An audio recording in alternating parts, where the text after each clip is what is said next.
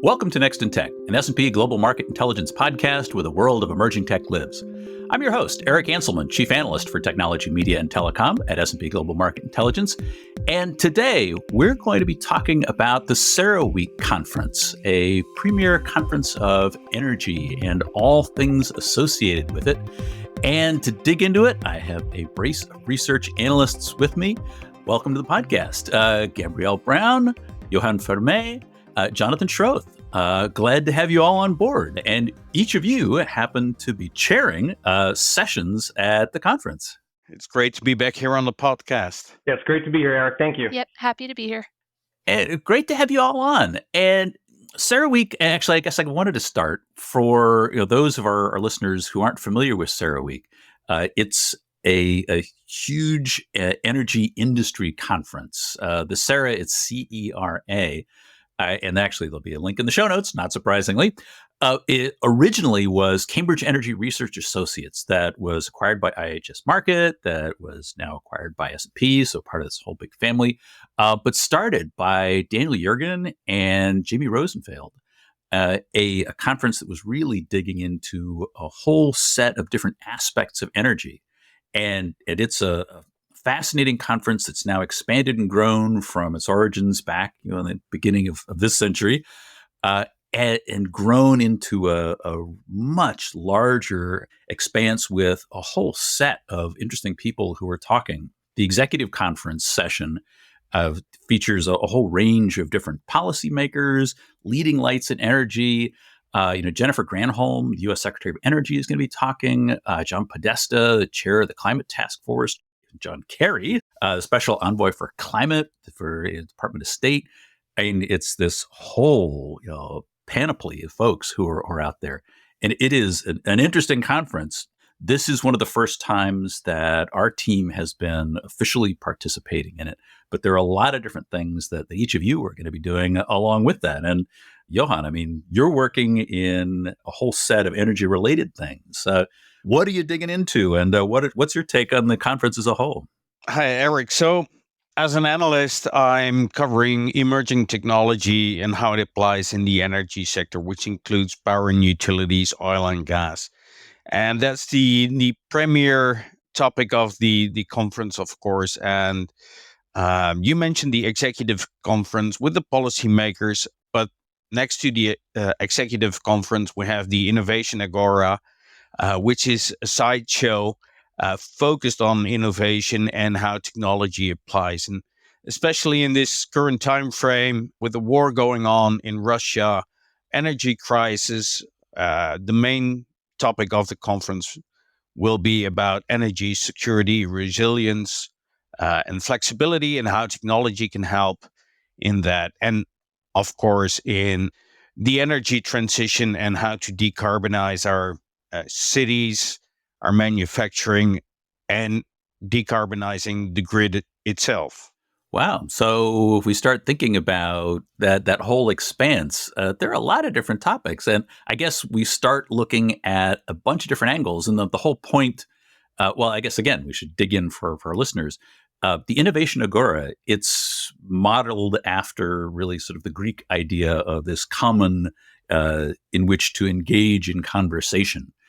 And it really goes into a whole set of different directions. Everything, Johan, from what you were talking about around energy security, transitions in energy.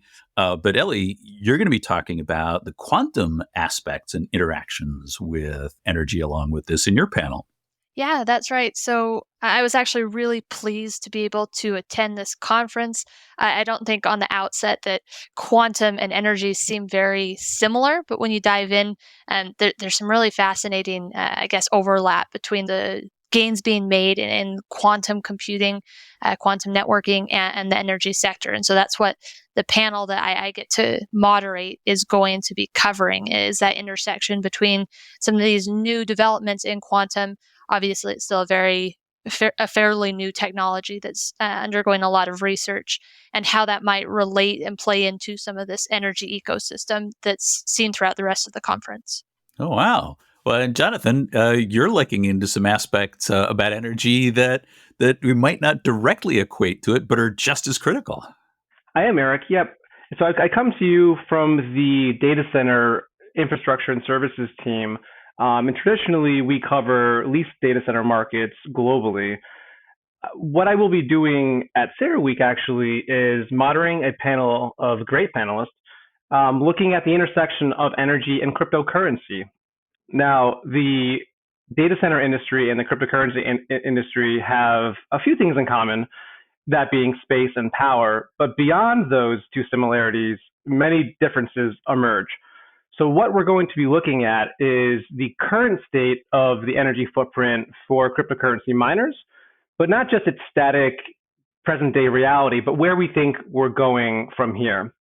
So that's going to mean looking at opportunities to play a role in the energy transition, whether it's stranded energy applications like flare recovery, but also renewables generation examples where demand is sometimes asynchronous with supply.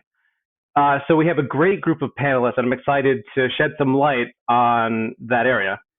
Well, I think this is one of the interesting things about the Agora and a lot of the Agora topics, which is if you think about energy and crypto generally, of course, there's been a lot of concern about energy utilization and really how much energy it gets consumed, really driving that industry generally, despite all the industry's up and downs. But this is something that really is getting into this interesting intersection where it's looking at alternative ways of powering crypto by taking advantage of energy assets that might not be utilized otherwise, and in some cases may in fact be wasted. You were talking about flare and some of the other aspects about asynchronous natures of demand. We think about things like flare gas. That's something that's happening out in remote locations, often not easily utilizable, and usually just gets as the name says, flared off. But yet there are aspects of crypto that can actually put that to work. Exactly. It's a hugely controversial area, and much like the world of data centers is in terms of its own power consumption. But what we're looking at here, really, it even goes beyond opportunities for renewable transition. We're looking at potentially solving problems faced by the traditional power grid, where potentially additional supply is needed for peak demand. Cryptocurrency can come in, or at least the miners can come in and help offset oversupply conditions in interim periods, making it a relative win-win for both consumers of the grid that are not cryptocurrency miners and miners themselves. Generating value out of energy that otherwise would potentially be wasted. Exactly. Well, Ellie, you're talking about the quantum pieces. This is one of those things that I think is another interesting aspect, the intersectional stuff. And hopefully our listeners caught your episode a few episodes ago talking about quantum and a lot of the work that you've been doing on the research side of this. This seems to be a place in which we're thinking about not only the comprehensive nature, the practical applications of quantum, but a lot of the things that we're able to put to work to solve what are a lot of the really complex issues that we see in energy more broadly. Yeah, so I think one of the best, broad level examples of how quantum can be useful to the energy sector is increased computing power, right? At its base level, quantum means more computation ability. And when you look at energy and climate and this push towards, net zero, decarbonization, honestly, what we're running into a lot is just lack of computation power. There's so much complexity that goes into climate models. There's so much complexity that goes into efficiency scenarios for even renewable energy, even common traditional energies such as oil and gas. Right? That there's a lot of physical processes, chemical processes that are just incredibly complex. And so when you run computer scenarios and simulations, more computational capacity allows you for the ability to maybe solve problems that haven't been solved before, right? That's one of the big hopes with quantum computing. But then also solve optimization problems faster, right? Adapt in a more real time to changing scenarios. So the potential for quantum technology to help with that is really exciting. And then from the security side of things as well, right? Securing things such as the electrical grid. Quantum has the ability to both change, broadly change the security landscape in helpful and possibly potentially damaging ways, right? And so jumping on top of quantum security to try and help shore up some of these security issues with, say, the electrical grid, I think can have some interesting implications as well. Interesting in an interesting way. But talking about interesting, Johan, you're actually doing two panels. You're talking about some of the energy aspects, but I think the second panel is something that is a really interesting piece on this as well. In the fact that you're looking at actually additive manufacturing kinds of pieces and how that starts to employ. And that seems like we're starting to get even further out into interesting intersectional aspects. Yeah, it gets more interesting because it's not just additive manufacturing, it's about generative design.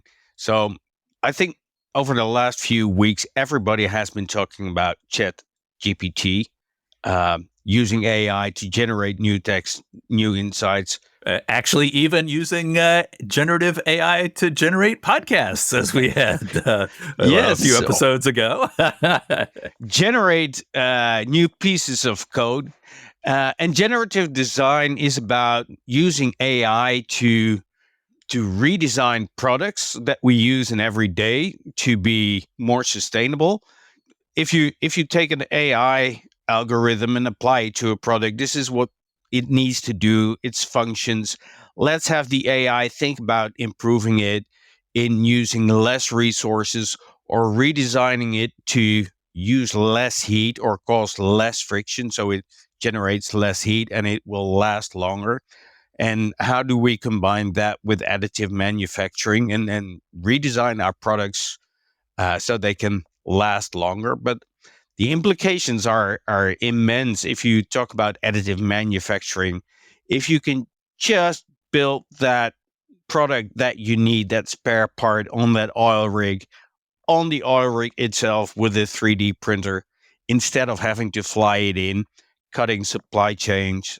So in many ways, generative design and additive manufacturing can have an impact on the energy consumption of our product manufacturing and design.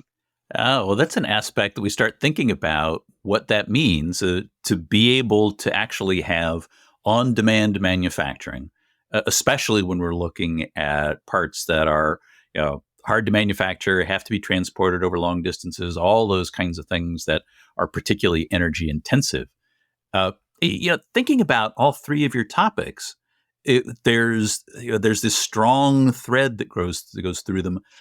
That all of this is about optimization. All of this is really starting to pull together ways in which we can think about more effectively leveraging the resources that we have, putting them to work more efficiently, being able to optimize that piece. I mean, I wonder, Jonathan, we've got with Johan talking about some of the pieces about additive manufacturing and being able to go create parts. That sounds like something where if you had stranded energy resources at a location that you could put to work, you could actually start to bring some of these together in interesting ways that now start to leverage both the availability of the energy, potential resources, the need for whatever the particular capacity happens to be. There are a lot of different angles that if you can get good at capturing these various different reservoirs of energy that we couldn't tap otherwise, that you can start to put those things to work. There really is a ton of opportunity, Eric, and there's a lot of work to be done, but it's about finding the sweet spot across all these markets to really make them more efficient in the end, really. Well, and I think just even getting to the point of understanding what you can do to capture some of that energy. Johan, you're talking about some of the fundamental aspects in your first panel about really energy efficiency, leveraging a lot of the telemetry that's being generated from those environments to be able to actually run them more effectively. Well, what we're seeing actually is a slight shift, and only very slight now. I'm sure it will continue, but we're moving away from cases of stranded energy where the underlying generation source is really fossil fuel based. We're starting to see some examples where either cryptocurrency miners or others, right, it's becoming cheaper to harvest renewable power, whether it be a solar array or a wind farm. And that's even before the battery technology kind of catches up to a point where we're less dependent on the distribution infrastructure. So it's an exciting area, and time will tell. Like I said, there's a lot of work to be done, but there's tons of opportunity. Oh, wow. Well, that's a lot of things we can start to put to work in terms of what's available in those spheres. But I guess, Elliot, it's something where, again, from a computational point, if we can start to look at identifying where those opportunities are, what those pieces are that we can potentially leverage, that's the computational angle that starts to bring some of this together. Yeah, exactly. I mean, the more computing power you have, right? The more efficient things can be, the more optimized, the more you can find solutions to problems that you just didn't have the bandwidth to find before.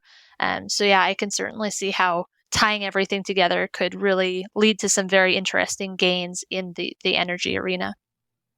Well, and I guess a lot of this, when we start thinking about what CERAWeek is really trying to do, is it's trying to bring together that set of like-minded individuals to be able to really bring in some thinking about how you tackle what are the thorny problems that are out there, and explore some new frontiers.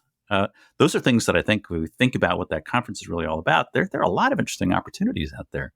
I mean, some of the most interesting aspects are some of these next stages that are going on. And Johan, you're going to be talking about some of that in one of the other panels as well. Yes, my second panel discussion is about the energy transition hubs, how cities lead the charge. If you look at the statistics, it's like over 50% of the world's population, so over 4 billion people now live in urban areas. And I just recently saw this infographic like, okay, you probably all know, like, I go to the Mediterranean to enjoy my summer holidays, to Rome, to Barcelona, because here in the Netherlands, Amsterdam, and for that matter, London is gray, rainy, and chilly. But like in the next 25 years, they expect London and Amsterdam to have the climate that Rome and Barcelona have now. And that potential climate change and all happens in those cities where half the world's population live, and if we keep adding air conditioning units, we create heat islands. So how do we use technology to keep our cities livable? How can we decarbonize? Can we start analyzing the air quality and traffic flows, and redesign the city so the air quality becomes better? Or how can we add or address that question of energy security, as you see that the number of blackouts, rolling blackouts, or extreme weather events, and the impact on the energy supply? How can cities prevent that and work in microgrids to become less dependent on the overall general power grid?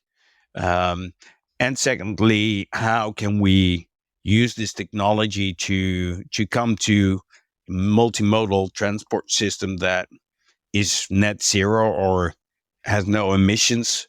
So that is one thing. We've been talking about manufacturing a lot, but a lot of it is about, okay, how do we keep the world livable and cities livable for people like you and me? Well, when we think about energy hubs, I mean, that's something that we've been dealing with in data center technology for a while. If we think about using waste heat from data centers, the ability to have them be an active part of the energy supply environment, Jonathan, that's something that you've been doing in a lot of your mainstream research. I have, and one of the markets I cover in Canada is Montreal, right? And the larger province of Quebec is rife with opportunity on this front. In fact, the government of Quebec is looking potentially at increasing pressure on the regulatory front to really not mandate at this point in time, but potentially in the future, but certainly to have providers look more closely at studying the feasibility of using waste heat to power, notably greenhouses for agricultural use, but also for proximate apartment blocks, office space, and things like that. So is that something that qualifies as stranded generating? It seems like that's more sort of an integration effort in terms of being able to really harness some of that capabilities. A little different than the stranded piece, but stranded energy could fit into that as well, I would guess. It's really an integration of existing infrastructure.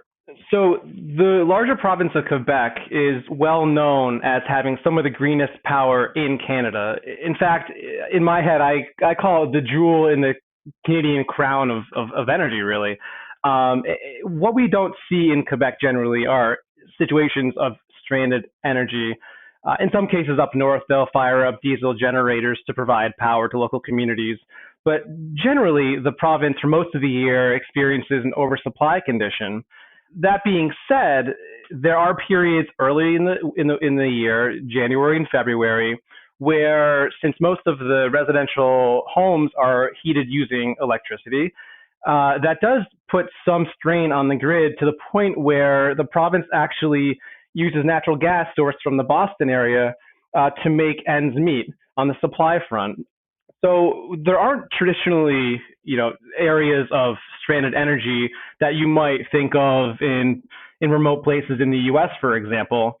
But there certainly is a an impetus to make more efficient the use of a limited resource. And going forward, that's only going to be more important.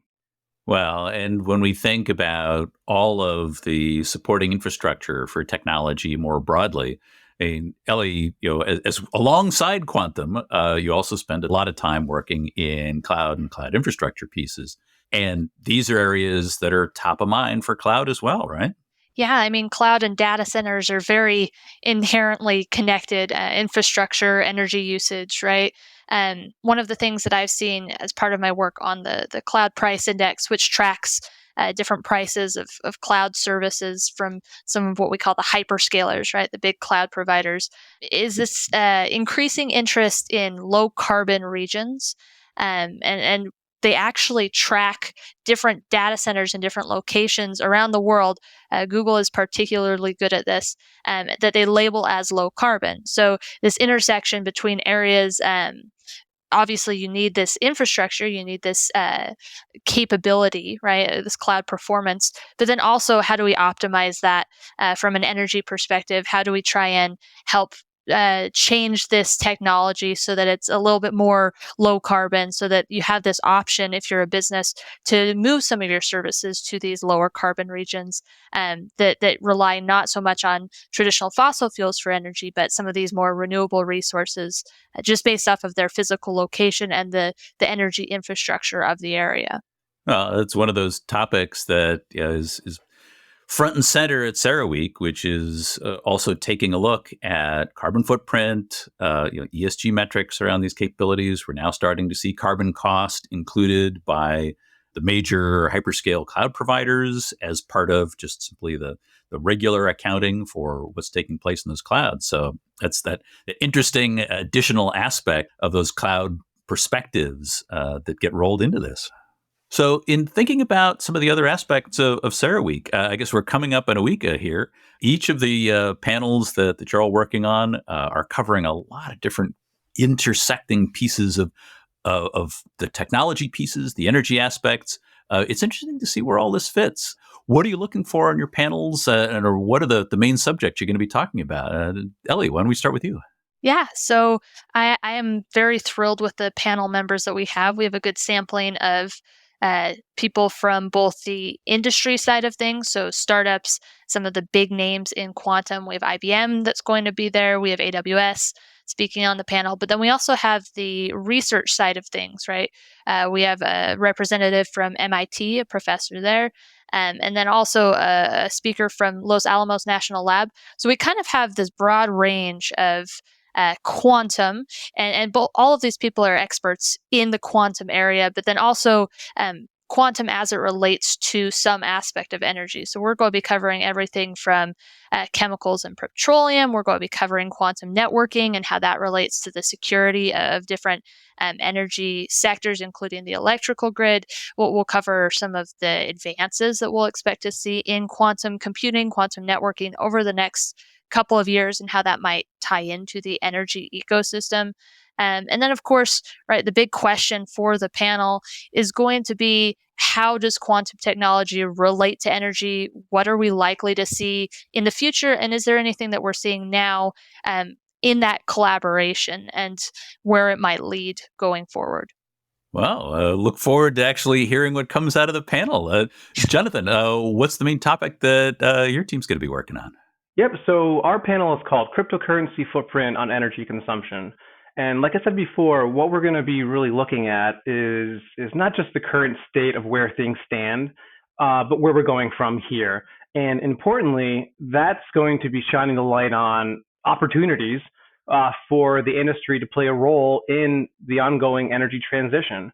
We talked about stranded energy applications, but we're also going to be talking about examples that miners can really leverage their existing infrastructure for other use cases as well.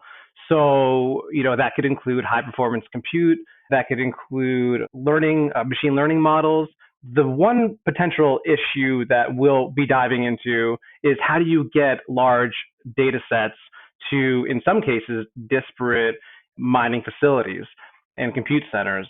So that's something we'll have to flesh out, but it's going to be great. We've got not only panelists representing practitioners, but we've also got advocacy and policy groups as well. So it should be a fairly balanced group of panelists, and I'm excited to shed some light on where this often highly controversial industry is headed in a way that really breaks itself more into the mainstream, and shows the world that, hey, cryptocurrency isn't all bad, and there are some benefits to the world at large. Well, talking about using some of that high performance computing capability to be able to do other high performance compute activities, maybe doing things like generative AI, which again, that's one of those things, Johan, that you're talking about as well. Yeah, and the official session title is Beyond the Limits, Revolutionizing Design and Manufacturing and Net Zero. And we'll be talking about generative AI and additive manufacturing with some of the industry rock stars. We have Anthropology, which is reinventing design software, where traditional CAD designs were a bit quirky to work with, and we have those predefined models that we can choose from. So how can you get that product design software, to design more intuitively and more organically? We'll be talking with Rick Phillip from Desktop Metal about what is the stuff that we can print. Is it just concrete? Is it iron? Is it filaments? And we'll also have the Johns Hopkins University, a professor doing research into materials and science. So that's the main challenge for that panel. In the Energy Transition Hub, How Cities Lead the Charge, we'll be speaking with the Center of Houston's Future, a local organization, nonprofit, that specifically looks at the challenges that the city of Houston has, where the conference is organized. We'll be joined by senior executives from Aviva and Eaton, and pending a mayor of one of the biggest cities in Saudi Arabia, to discuss the changing use cases in smart cities. For instance, Caspar Hertzberg from Aviva, he wrote a book on smart cities about 5 years ago. Well, between 2017 and now, we've seen so much new technology come to fruition, like AI, adding AI to our analytics, to the sensor data, so we can really start making predictions and redesigning things. So we'll look at the changing use cases and probably take a dive into, okay, why have smart city projects stayed in proof of concept purgatory forever? And how do we change that and zoom in on starting smaller in smart spaces like university campuses or hospital campuses, which are small cities by themselves? And how do we come to sector coupling and microgrids in which we connect power generation and storage and EV charging and building energy management all in one to provide that holistic view to become more energy efficient. And trying to actually capitalize on a lot of the promise of so many of the conceptual things that we've had. That's the thing that I love about the CERAWeek agenda, is that a lot of this is actually looking at practical applications. Well, as I said, I look forward to actually hearing what comes out of these directly. So it's been great having you all on. I will point our listeners to the CERAWeek agenda so they can get a chance to see what's going on out there. But thank you all for being on the podcast and giving us some insights on what you're going to be talking about. Thanks for having us, Eric, and looking forward to CERAWeek. Yeah, thanks, Eric. This was a lot of fun. Yep, looking forward to seeing how the panels go, and thanks for having us on the podcast. Well, safe travels to all of you. And that is it for this episode of Next in Tech. Thanks to our audience for staying with us. And thanks to our production team, including Carolyn Wright, Ethan Zimmon, and Syed Waji Abbas on the marketing and events teams, and our studio lead, Kyle Kenny-Losi. I hope you'll join us for our next episode, where we're going to be digging into some additional aspects of data. Paige Bartley is going to be back to talk about regulatory and privacy pieces, and talking about something that she's been working on. I hope you'll join us then, because there is always something next in tech.